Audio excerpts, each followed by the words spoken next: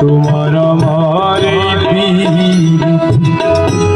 চন্দ্র সূর্য সাক্ষী চন্দ্র সূর্য সাক্ষী হঠাৎ করে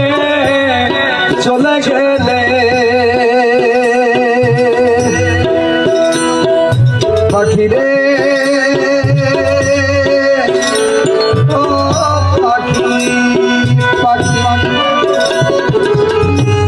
হঠাৎ করে চলে গেলে